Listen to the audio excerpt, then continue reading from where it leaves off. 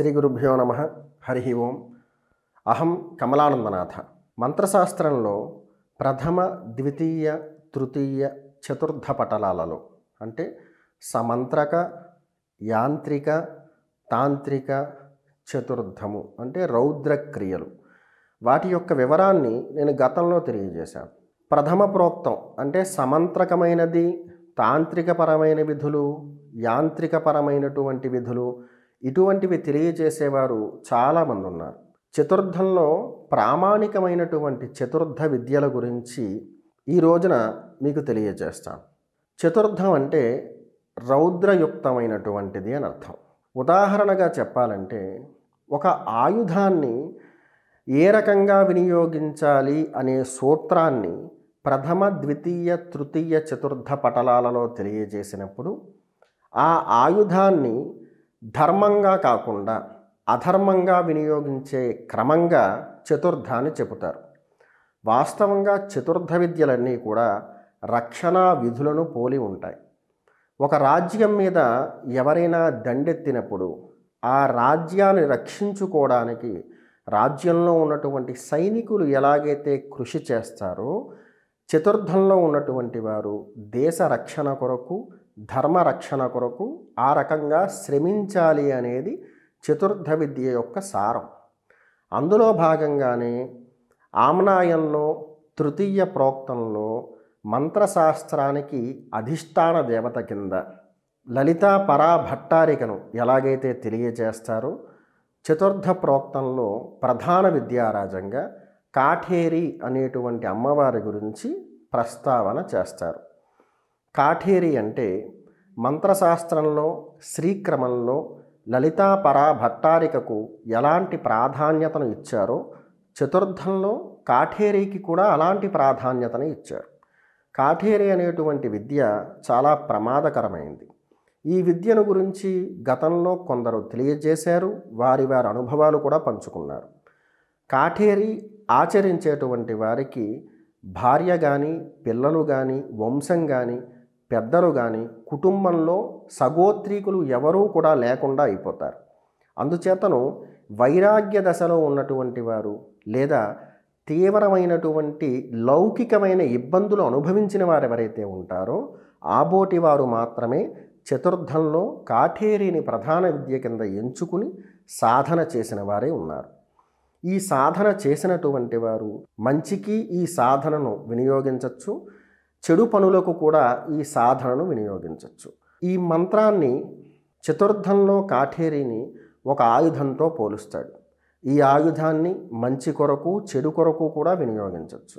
ఒక వ్యక్తి మీద పరప్రయోగం జరిగింది అనేది నిర్ధారించుకోవడానికి ప్రామాణికంగా చాలా సులభమైనటువంటి కొన్ని సూత్రాలు చెప్పడం జరిగింది. వ్యక్తి యొక్క ఎడమకాలు ఉబ్బడం లేదా తీవ్రతరమైనటువంటి శిరోభారం అంటే ఎన్ని రోజులైనా కూడా తగ్గనటువంటి శిరోభారం, అలాగే శారీరకంగా చాలా దృఢంగా ఉన్నటువంటి వ్యక్తి చిక్కి శల్యమైపోవడం, ఇలాంటి కొన్ని లక్షణాలు ఏవైతే ఉన్నాయో వాటిని బట్టి ఆ రకమైనటువంటి ప్రయోగం జరిగింది అని కొంతవరకు నిర్ధారిస్తారు. ఒకవేళ అలాంటి ప్రయోగమే జరిగితే కనుక ఆ ప్రయోగాన్ని తొలగించడానికి అనేక మార్గాలు ఉన్నాయి. చతుర్థంలో తీవ్రతరమైనటువంటి విద్యగా చెప్పబడేటువంటి కాఠేరి కాకుండా ఇంకా అనేకమైనటువంటి మంత్రాలు చెప్పబడి ఉన్నాయి. వాటికి తగినటువంటి ప్రోక్తాలు కూడా చెప్పబడి ఉన్నాయి. కాఠేరి సాధన చేసేటువంటి వారు అరణ్య ప్రాంతాన్ని ఎంచుకుంటారు.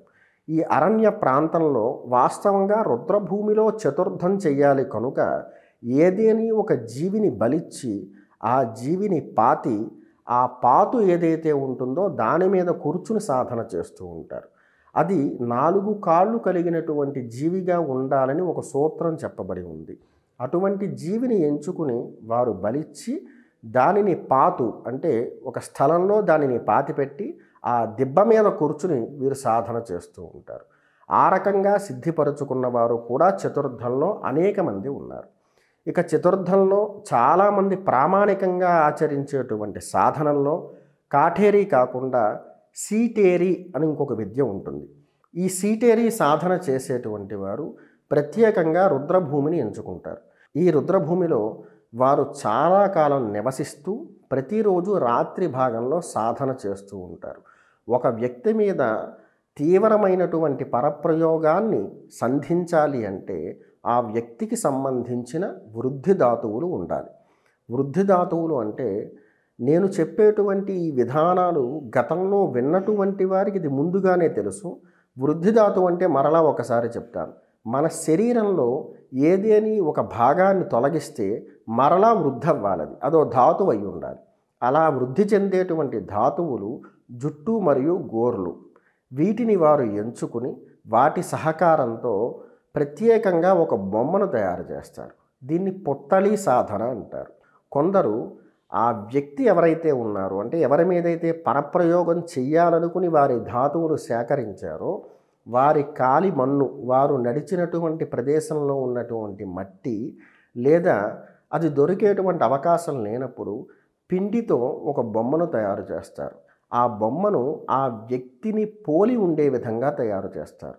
అంటే రూపం ఈ బొమ్మకు రాదు కదండి, ఎలా ఆపాదిస్తారు అంటే ఆ వ్యక్తికి కాళ్ళు కానీ చేతులు కానీ సన్నంగా, లావుగా, లేదా అధికమైన పొట్ట, ఇలాంటి లక్షణాలు ఏవైతే ఉన్నాయో వాటితో ఒక బొమ్మను తయారు చేసి ఈ వృద్ధి ధాతువులను దానికి అతికిస్తారు. ఇదంతా కూడా సాంకేతికంగా మనం మాట్లాడాలి అంటే కనుక ఏదేని ఒక పెద్ద వస్తువుని, బహుశా అంటే ఒక పెద్ద యంత్రాన్ని ఒక చిన్న పరికరంతో నడిపించవచ్చు.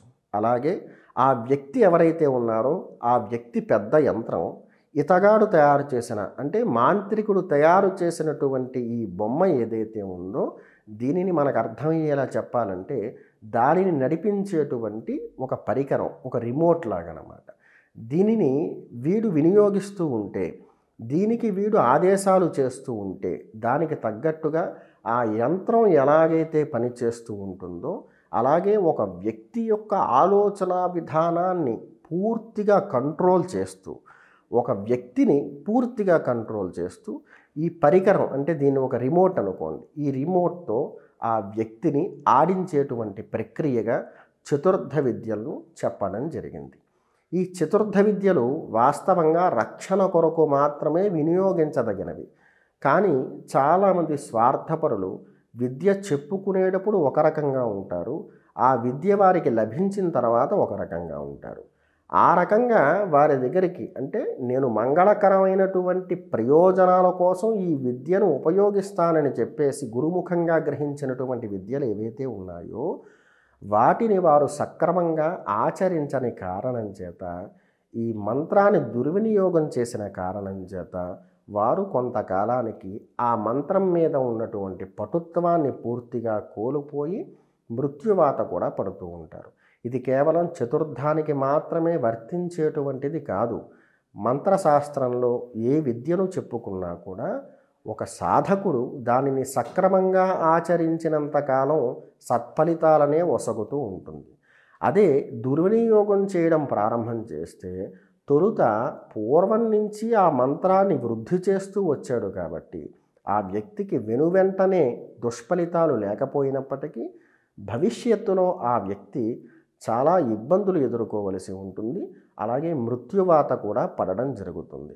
మంత్రాన్ని ఎంచుకునేటప్పుడే మంత్ర పోషణకు సంబంధించి దానిని ఏ రకంగా పోషించాలనేటువంటి సమగ్రమైనటువంటి వివరం తెలుసుకున్న తర్వాత మంత్రశాస్త్రంలోకి ప్రవేశించాలని పదే పదే విజ్ఞులు చెప్పిన దానికి కారణం ఇదే.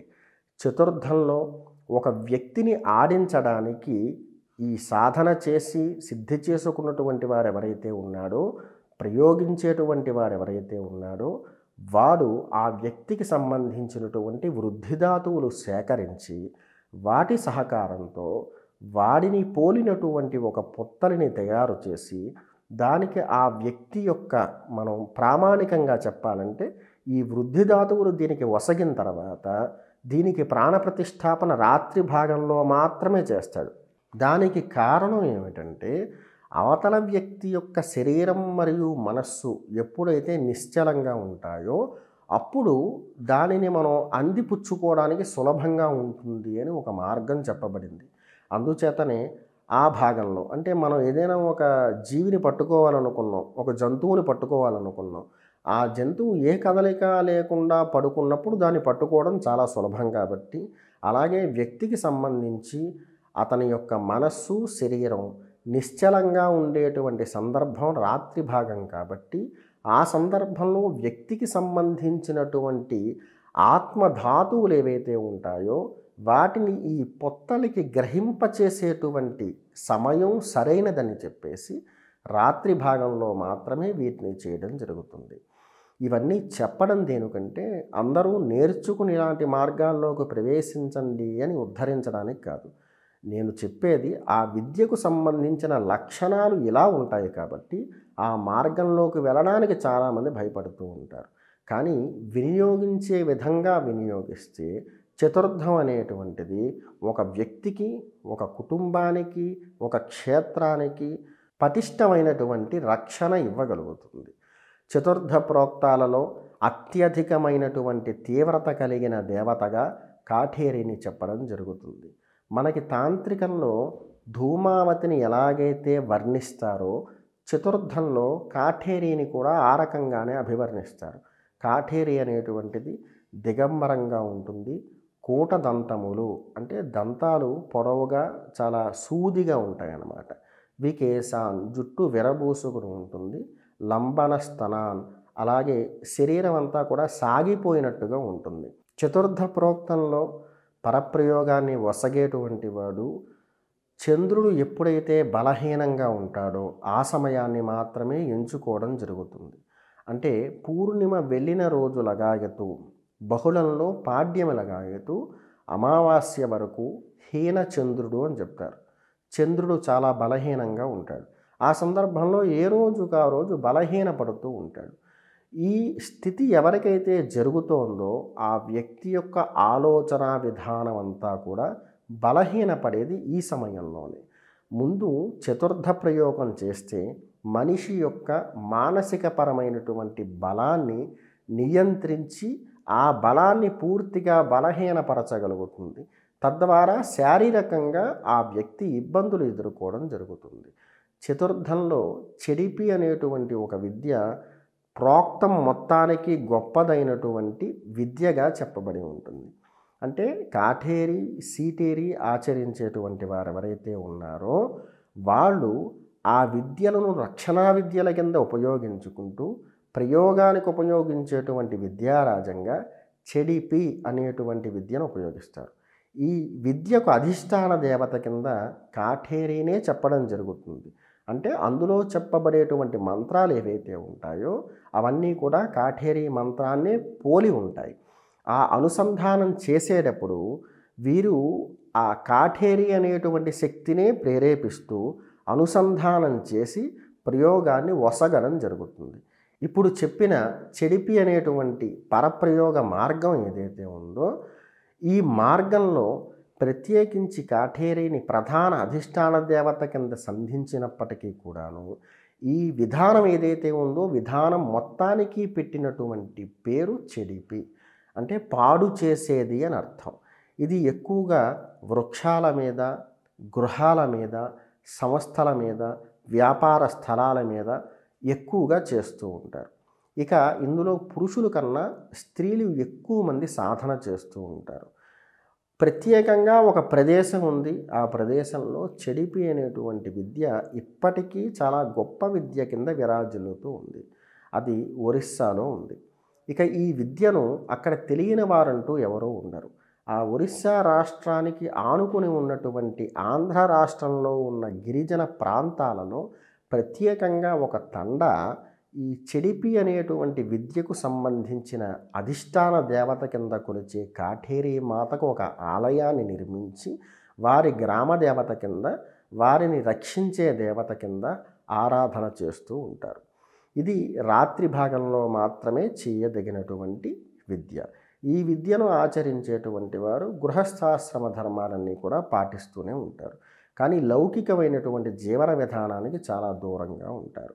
మంత్రశాస్త్రంలో చతుర్థ ప్రోక్తంలో అధిష్టాన దేవత కింద చెప్పుకునేటువంటి కాఠేరి వాస్తవంగా చెడు విద్య కాదు.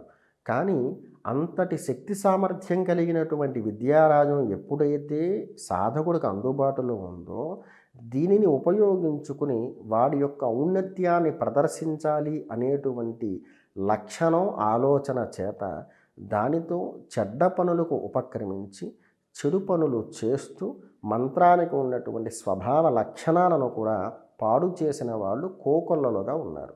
అలా చేసిన వారందరినీ కూడా దృష్టిలో పెట్టుకుని కాఠేరి అనేటువంటి విద్య కేవలం ఒక వ్యక్తిని పాడు చేయడానికి మాత్రమే ఉపయోగపడుతుంది అనేటువంటి భావనకు చాలామంది వచ్చారు. కాఠేరి ఆచరిస్తూ ఆలయాలలో పూజాధికాలు నిర్వర్తిస్తున్న వారు కూడా చాలామంది ఉన్నారు. వీరు ఆ విద్యను రక్షణ కొరకు మాత్రమే వినియోగించుకుంటారు. ఇతరులు భక్షిణీ విద్యను ప్రయోగించినప్పటికీ కూడాను ఆ విద్యను సైతం తలదన్నేటువంటి లక్షణం కాఠేరికి ఉంటుంది.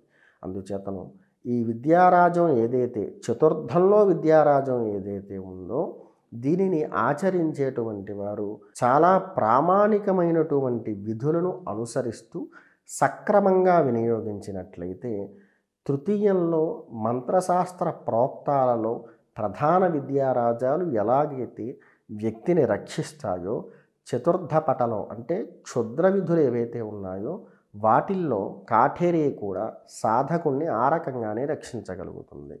ఇక ఈ విద్యను ఒకవేళ ఆ విద్యకు సంబంధించినటువంటి అంటే ఇందాక కొన్ని తండాల గురించి చెప్పాను కదా, అలాంటి ప్రాంతవాసుల నుంచి గ్రహిస్తే కనుక వారు ఈ సాధన ప్రారంభం చేసినప్పుడు ఇంటిలో అఖండ దీపాన్ని పెట్టుకోమని చెప్తారు.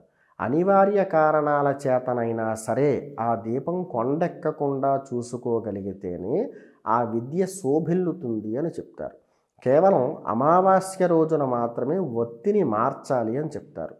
ఆ దీపం ఈ వ్యక్తికి ఆ మంత్రానికి సంబంధించినటువంటి పటుత్వాన్ని ఇచ్చినంతకాలం కూడా అఖండంగా వెలుగుతుంది అని చెప్తారు. ఎప్పుడైతే ఆ దీపం కొండెక్కుతుందో అప్పుడు ఈ విద్యను ఎవరైతే తెలియచేశారో ఆ తెలియజేసినటువంటి ప్రాంతానికి ఆ వ్యక్తిని చేరి ఈ విద్యని పూర్తిగా వారి దగ్గర విడిచిపెట్టేయమని చెప్పాడు. అంతకన్నా ఎక్కువగా అంటే ఒకవేళ అమావాస్య రోజున ఒత్తి మార్చేటువంటి సందర్భానికి పూర్వం ఈ దీపం కొండెక్కితే కనుక ఆ వ్యక్తి ఆ విద్యను ఇతరుల గురించి ఉపయోగించడానికి పనికిరాదు. ఆ వ్యక్తి తన కొరకు తన కుటుంబ రక్షణ కొరకు ఈ విద్యను ఒకసారి గ్రహించిన తర్వాత యావజ్జీవం పోషించుకోవచ్చు. కానీ ఇతరులు ఎవరైనా తనని ఆశ్రయించి నాకు ఒంట్లో బాగోలేదని కానీ లేకపోతే ఏదో పరప్రయోగం జరిగిందని కానీ ఈ స్థితి నుంచి బయటపడడానికి ఏదైనా చేసి పెట్టమని అడిగితే ఆ వ్యక్తి ఆ పనులకు ఉపక్రమించడానికి పనికిరాడు. ఈ చతుర్థ విధుల్లో కొన్ని తృతీయ విధుల్ని పోలి ఉంటాయి. అంటే రౌద్ర కర్మలు ఏవైతే ఉన్నాయో వాటిల్లో కొన్ని తాంత్రికపరమైనటువంటి మార్గాలకు చాలా దగ్గరగా ఉంటాయి. అందులో ఆసన విధి కూడా చెప్పబడి ఉంది. చతుర్థానికి ఏ రకమైనటువంటి ఆసనాన్ని వినియోగించి సాధకుడు సాధన చేస్తాడో తృతీయంలో రౌద్ర విధులు అలాగే తీవ్రతరమైనటువంటి విధులు ఏవైతే ఉన్నాయో మంత్ర సాధనలు ఏవైతే ఉన్నాయో వాటికి కూడా సాధకుడు ఆ రకమైనటువంటి ఆసనాలనే వినియోగించడం జరుగుతుంది. ఉదాహరణకు కాళీకి సంబంధించిన ప్రోక్తాలు ఏవైతే ఉన్నాయో ఆ ప్రోక్తాలు ఎక్కువగా రుద్రభూమిలో సాధన చేయదగినవై ఉంటాయి. అవి గృహాలలో చేయడం వల్ల వేగవంతమైనటువంటి ఫలితాలు ఇవ్వలేవు. చతుర్థ విధుల్లో నేను చెప్పినటువంటి కాఠేరి అనేటువంటి ప్రధాన విద్యారాజం ఏదైతే ఉందో అంటే చతుర్థానికి విద్యారాజం అది. ఆ విద్యారాజాన్ని సాధన చేసినప్పుడు కూడా సాధకుడు రుద్రభూమిలోనే ఎక్కువగా సాధన చేస్తూ ఉంటాడు. మనుషులు ఎక్కువగా సంచరించినటువంటి ప్రదేశాలు అంటే అరణ్యాలు, పర్వత గుహలు ఇలాంటి ప్రదేశాలలో కూడా సాధన చేయొచ్చు. చాలామంది ఏమనుకుంటారంటే ఎత్తైన ప్రదేశాలలో సాధన చేసేటువంటి క్రమంలో ఏదేని బహుళ సముదాయంలో బాగా ఎత్తుకు వెళ్ళి చేయొచ్చా అనుకుంటారు. అది పనికిరాదు. ఇప్పుడు మనం ఒక పర్వతాన్ని తీసుకుంటే పర్వతం అనేది భూమి నుంచి పైదాకా కూడా చాలా బలంగా దృఢంగా లోపలంతా కూడా పూరుకుని ఉంటుంది. అంటే లోపల గొల్ల ఉండదు. చాలా ఆలయాలు మొదటి అంతస్తులో నిర్మాణం చేసినప్పటికీ కూడాను కింద నుంచి ఆధారాన్ని దృఢంగా ఇవ్వడం జరుగుతుంది. అంటే పూర్తిగా పూరించినటువంటి ఆధారాన్ని ఉంచి దాని పైభాగంలో గర్భాలయ నిర్మాణం చేయడం జరుగుతుంది. అలాగే మనం సాధన చేసినప్పుడు కూడా ఎంత ఎత్తుకు వెళ్ళి సాధన చేస్తున్నాం అనే దానికన్నా ఎంత దృఢమైనటువంటి స్థానం మీద సాధన చేస్తున్నాం అనేది ముఖ్యం. అందుచేతనే ఈ సాధనల్లో కొన్ని సాధనలు పర్వతాల మీద, పర్వతాలలో ఉన్నటువంటి గుహలలో కూడా ఆచరించవచ్చు అని చెప్తాడు. చతుర్థ విధుల్లో ఆసనాలకు సంబంధించి ప్రేతముండాసనం ప్రామాణికంగా చెప్పబడుతుంది. ఈ ప్రేతముండాసనం తృతీయంలో కూడా చెప్పబడుతుంది. కాళీ ప్రోక్తాలలో సుమారుగా 12 ప్రోక్తాలకు ప్రేతముండాసనాన్ని ఆసనంగా వినియోగించమని చెబుతుంది. చతుర్థ విద్యారాజమైనటువంటి కాఠేరీ సాధనకు కూడా ప్రేతముండాసనం చాలా ప్రాశస్త్యమైనటువంటిది. అందుచేతను చతుర్థం చేసేటువంటి వారు ఒకవేళ ప్రతిరోజు కూడా రుద్రభూమికి వెళ్ళి సాధన చేయలేని పక్షంలో వారు చేసేది ఏంటంటే స్వయంగా ప్రేతముండాసనాన్ని సిద్ధపరచుకుని ఆ ఆసనం మీద కూర్చుని సాధన చేస్తూ ఉంటారు. పశ్చిమ ముఖంగా చేస్తారు. ఇక కొందరు ఈ ప్రోక్తంలోనే అనులోమ ప్రోక్తం అని ఉంటుంది. ఈ అనులోమ ప్రోక్తం ఇది చతుర్థానికి సంబంధించింది, క్షుద్ర విధికి సంబంధించింది. అనులోమ ప్రోక్తంలో విధులన్నీ ఒకే రకంగా ఉంటాయి, కానీ వారు దక్షిణ దిశగా తిరిగి ఈ సాధన అంతా కూడా కొనసాగిస్తూ ఉంటారు. ఇందులో ఉపయోగించేటువంటి వస్తువులు ఏవైతే ఉంటాయో, అంటే ఈ సాధనకు ఉపయోగించేటువంటి వస్తువులు, నివేదనలు ఏవైతే ఉంటాయో అవి సామాన్యులు చూస్తే చాలా ఇబ్బందికి గురవుతారు. అందుచేతనే చతుర్థ విధులు ఏవైతే ఉన్నాయో వాటిని చాలామంది వర్జించడం జరిగింది. ఇప్పటికి కూడా తృతీయంలో ఈ విధులను పోలినటువంటివి కాళీ సాధనలో ఉంటాయి అని చెప్పాను ఇందాక. ఈ నివేదనా విధులు, ఆరాధనా విధులు కూడా చతుర్థంలో ఎలాగైతే చెప్పబడ్డాయో అలాగే తృతీయంలో కూడా ఆ రకమైనటువంటి పదార్థాలనే ఉపయోగిస్తూ ఉంటారు. మకార పంచకాలకు చాలామంది చాలా విచిత్రమైన నిర్వచనాలు ఈ మధ్యకాలంలో ఇస్తున్నారు. మకార పంచకాలకు సంబంధించినటువంటి మరొక వీడియో, అసలు ఈ విధులు ఎందుకు ప్రవేశింపచేశారు వీటిల్లోకి అనేది ఒక వీడియోలో తెలియజేస్తాను. ఈ మకార పంచకాలు వినియోగించే క్రమం ఏదైతే ఉంటుందో దానికి సూత్రంగా ఒక మనిషి తన జీవితంలో వేటి వల్ల అయితే సంపూర్ణంగా చెడిపోతాడో అటువంటి ద్రవ్యాలు ఏవైతే ఉన్నాయో ద్రవ్యశుద్ధి గావించి ఒకవేళ వాటి పట్ల ఆసక్తుడైనా అనాసక్తుడైనా సరే, అది వామాచారం కావచ్చు, దక్షిణాచారం కావచ్చు, వారు ఆచరించే విధానం చేత ఇదే ద్రవ్యాన్ని భగవతికి సమర్పించి ప్రసాదంగా సంస్కారం చేయబడినటువంటి ద్రవ్యాన్ని గ్రహిస్తూ నిశ్చలతతో కూడి ఉన్నవాడే చాలా శ్రద్ధగా సాధన చేయదగినటువంటి క్రమం. ఈ పంచమకారాలు ఏవైతే ఉన్నాయో ఇవి గ్రహించిన తర్వాత మనిషి వాడి యొక్క నిజస్థితి ఏదైతే ఉంటుందో దాన్ని పూర్తిగా కోల్పోతాడు. అంటే భయం అనేటువంటిది కూడా పూర్తిగా కోల్పోతాడు. అటువంటి సందర్భంలో కూడా చాలా నిశ్చలంగా సాధన చేయగలిగితే కనుక ఆ సందర్భానికి భగవతి త్వరితంగా అనుగ్రహిస్తుంది అనేటువంటి ఈ మార్గంలో ఈ పంచమకారాల గురించి వివరించడం జరిగింది. అలాగే వాటి యొక్క వినియోగం ఒకవేళ ఆచరించేటువంటి వాడికి వామాచార విధుల్లో ఆచరించడం ఇబ్బంది కలిగితే కనుక తత్సమానమైనటువంటి దక్షిణాచార విధుల్లో ఈ మకార పంచకాలను ఉపయోగిస్తూ సాధన గావించవచ్చు. తృతీయ ప్రోక్తంలో చాలా తీవ్రతరమైనటువంటి కాళీ విధులు ఏవైతే ఉన్నాయో చతుర్థంలో ఉన్నతంగా చెప్పబడేటువంటి కాఠేరీకి కూడా ఆ రకమైనటువంటి విధులే ఉంటాయి. విద్యను ఉపయోగించే విధానాన్ని బట్టి ఆ విద్య ఎటువంటిది అని అంచనా వేయకండి. ఆచరించేటువంటి వాడి యొక్క ఆలోచన విధానాన్ని బట్టి ఆ విద్య ప్రవర్తిస్తూ ఉంటుంది. కాళీ ఒక మనిషిని వృద్ధి చేయగలుగుతుంది, ఒక మనిషిని నిర్వీర్యం కూడా చేయగలుగుతుంది. చతుర్థ ప్రోక్తాలలో రక్షణకు ఉపయోగించాల్సినటువంటి విద్యలు ఏవైతే ఉన్నాయో అవి చిన్న చిన్న స్వార్థ ప్రయోజనాల కోసం ఈ విద్యలు నేర్చుకున్నటువంటి వాడు అనేక మందికి హాని కలగజేసేటువంటి విద్యలుగా మార్చడం జరిగింది. ఒకడు అలా వినియోగించాడని చెప్పేసి విద్య అంతా కూడా తప్పు అనడం సబబు కాదు. ఆ విద్య ఏం చెప్తుందంటే చతుర్థం రక్షణ వ్యవస్థను పోలి ఉంటుంది అని చెప్పాను. ఒక వ్యక్తి ఈ రక్షణ వ్యవస్థ అంటే నాకు చాలా ఆసక్తి ఉంది, నేను ఇందులో ప్రవేశించాలనుకుంటున్నాను అని వాడి యొక్క ఆసక్తిని కనబరుస్తాడు, తెలియజేస్తాడు.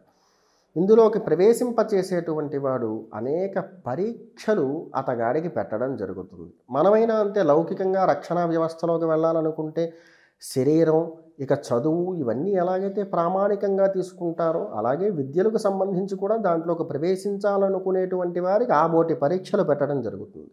వాటన్నిటిలో ఉత్తీర్ణుడైతే కనుక అతగాడిని నమ్మి, అంటే కొంతకాలం పరీక్షించిన తర్వాతే, నమ్మవలసిన సందర్భం వచ్చినప్పుడు నమ్మి అతగాడికి ఒక గొప్ప ఆయుధాన్ని అప్పచెబుతాడు. అది కూడా పూర్వం ఇంకా లోతుగా చెప్పాలంటే చిన్న చిన్న ఆయుధాల నుంచి ప్రామాణికమైనటువంటి ఆయుధాలు అప్పచెబుతారు. ఒకేసారి ముందు రక్షణా వ్యవస్థలోకి వెళ్ళినటువంటి వారికి పెద్ద పెద్ద ఆయుధాలు ఇవ్వరు.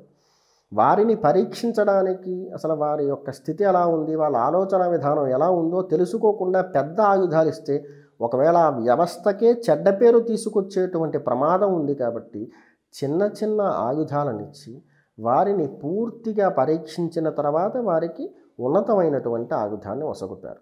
ఈ ఆయుధాన్ని గ్రహించేదాకా కూడా వాడు బాగానే ఉంటున్నాడు. గ్రహించిన తర్వాత వాడి యొక్క ఆలోచన విధానంలో మార్పు వస్తుంది. ఈ ఆయుధాన్ని పట్టుకుని ధనవంతుల దగ్గరికి వెళ్ళి ఆ ఆయుధాన్ని చూపించి, లేకపోతే వాళ్ళని హతుల్ని చేసి వారి ధనమంతా కూడా కాజేసి నాకు ధనం వచ్చింది అని గొప్పగా చెప్పుకుంటున్నాడు తప్పించి ఈ వ్యక్తి దొరికితే రేపు ఈ వ్యక్తి పరిస్థితి ఏంటి అనేది ఆలోచించుకోవట్లేదు. అలాగే చాలామంది లౌకికమైనటువంటి భోగాల కోసం ఈ విద్యలన్నిటినీ కూడా రకరకాలుగా వినియోగించి కనుమరుగైపోయిన వారు చాలామంది ఉన్నారు. చతుర్థ ప్రోక్తం ఇప్పటికీ చాలా సమర్థవంతంగా గృహస్థాశ్రమంలో ఉండి నిర్వర్తిస్తున్న వాళ్ళు ఉన్నారు. ఈ మార్గంలోకి ప్రవేశిస్తే, చతుర్థ విధుల్లోకి ప్రవేశిస్తే ఇంకా ఈ వ్యక్తికి ఒక భాగస్వామి ఉండకూడదనే నియమం లేదు.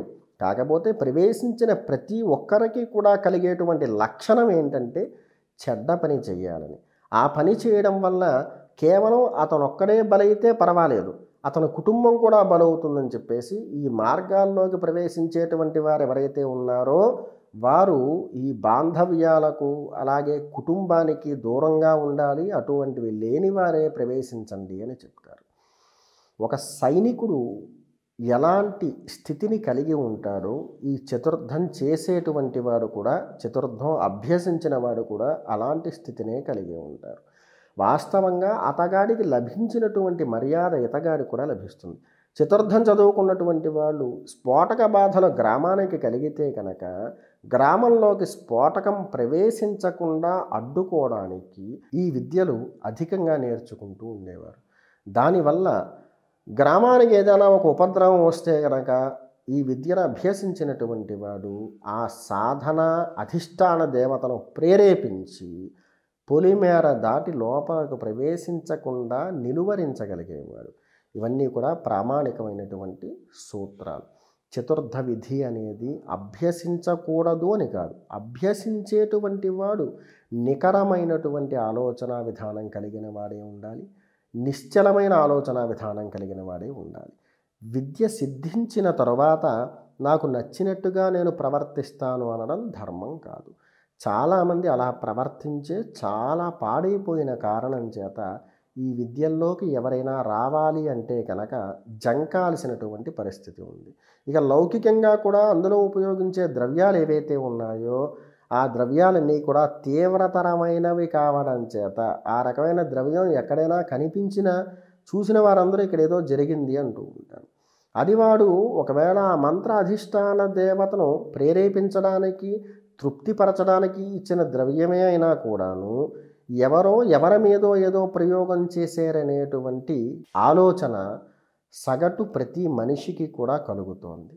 కనుక ఈ విద్యా విధానంలోకి ప్రవేశించాలనుకునేటువంటి వారు ఎవరైతే ఉంటారో వారు శ్రద్ధగా ఇతరులకు మేలు చేయాలనేటువంటి ఉద్దేశ్యంతో దీంట్లోకి ప్రవేశించాలి. విద్య సిద్ధించిన తర్వాత ఆ రకంగా కొనసాగుతూ ఉండాలి. చంద్రుడు బలహీనపడినటువంటి సందర్భాలు అంటే ఈ అమావాస్య లాంటి తిథుల్లో ఈ విద్యకు వేగం ఎక్కువగా ఉంటుంది.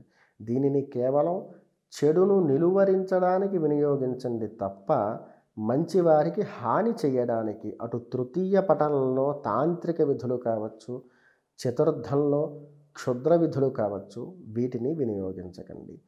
చతుర్థ ప్రోక్తానికి సంబంధించి ఒక పరప్రయోగం అంటే ఏదైనా ఒక వ్యక్తి మీద పరప్రయోగం చెయ్యాలి అనుకుంటే కనుక చతుర్థ విధుల్లో పరప్రయోగం ఏ రకంగా జరుగుతుంది, ఏ సూత్రం మీద జరుగుతుంది, ఎన్ని రోజుల్లో ఈ యొక్క అనుసంధాన విద్య అవతల వ్యక్తి మీద ప్రభావం చూపిస్తుంది అనేటువంటి విషయాలు ప్రామాణికంగా మరుసటి వీడియోలో తెలియజేస్తాను. శుభమస్తు.